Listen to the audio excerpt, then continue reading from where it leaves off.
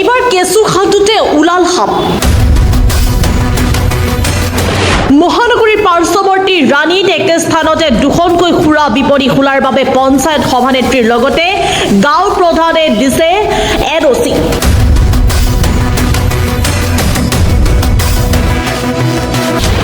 এইবাৰ টকাৰ বিনিময়ত পঞ্চায়ত সভানেত্ৰীৰ লগতে গাঁৱৰ প্ৰধানে একে ঠাইতে মদৰ দোকানৰ বাবে দুজনক দিলে এনঅ'চি।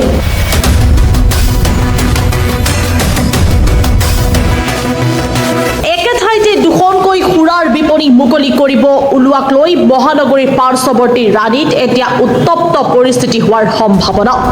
উল্লেখযোগ্য যে ৰাণী অঞ্চলত ইতিপূৰ্বৰে পৰা এখন খুৰা বিপণী আছে। তেনে অৱস্থাত সেই সৰু স্থানটোতেই ৰাইজৰ তীব্ৰ আপত্তিৰ পিছতো পঞ্চায়ত সভানেত্ৰীয়ে বৃহৎ অংকৰ বিনিময়ত দুজনকৈ লোকক দুখনকৈ খুৰাৰ বিপণী মুকলিৰ বাবে দিলে এনঅ'চি।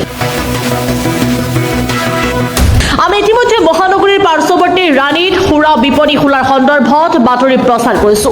উল্লেখ্য যে ৰাণী অঞ্চলত ইতিমধ্যে এখন খুৰাৰ বিপণী থকাৰ পিছতো আৰু নতুনকৈ মুকলি কৰিবলৈ লোৱা আন এখন খুৰাৰ বিপণী কেন্দ্ৰ কৰি সৃষ্টি হৈছিল উত্তপ্ত পৰিস্থিতি।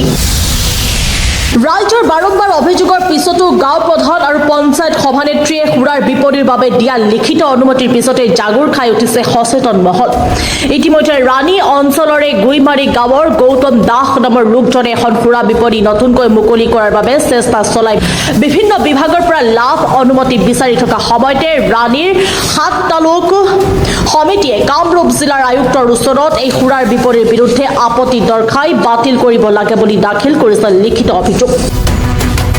ইফালে ৰাণী গাঁও পঞ্চায়তৰ সভানেত্ৰী মণি দেৱী নাথে ৰাইজৰ লগত আলোচনা কৰাটো দূৰৰে কথা, পঞ্চায়তৰ সদস্যসকলৰ লগতো কোনো ধৰণৰ আলোচনাত মিলিত নোহোৱাকৈ এই খুৰাৰ বিপণী মুকলি কৰাৰ বাবে প্ৰদান কৰিছে লিখিত এনঅ'চি।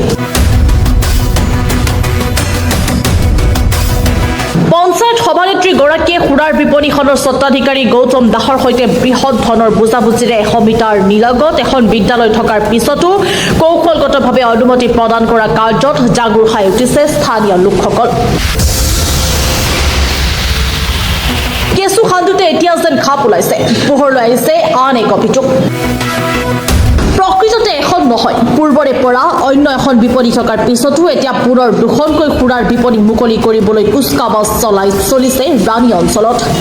একেটা অঞ্চলতে দুখনকৈ খুৰাৰ বিপণী মুকলি কৰিবলৈ পঞ্চায়ত সভানেত্ৰী মণি দেৱী নাথে পৃথকে পৃথকে গৌতম দাস আৰু মলয়া দাসক প্ৰদান কৰিছে অনুমতি পত্ৰ। সম্প্ৰতি ইমানবোৰ অভিযোগ, প্ৰতি অভিযোগৰ পিছতো খুৰাৰ বিপণীখন উক্ত অঞ্চলত মুকলি হ'বনে নহয় তাক লৈ সৃষ্টি হৈছে।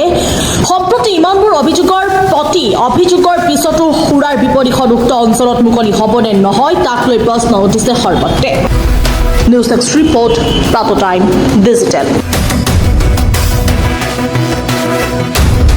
শদিয়াৰ পৰা ধুবুৰীলৈ, বৰাকৰ পৰা ব্ৰহ্মপুত্ৰলৈ সকলোৰে মাজত চিনাকি এটা নাম প্ৰাতঃ টাইম। থলুৱা ভাষা, কৃষ্টি আৰু সত্য বাতৰিৰ আধাৰত প্ৰতিষ্ঠিত খবৰ প্ৰাতঃ টাইমৰ প্ৰতিটো বা বাতৰি পুংখানুপুংখভাৱে চাবলৈ Facebook, YouTube, website, Twitter, Instagram আৰু ব্লগাৰ পেজত লাইক আৰু ফ'ল' কৰক।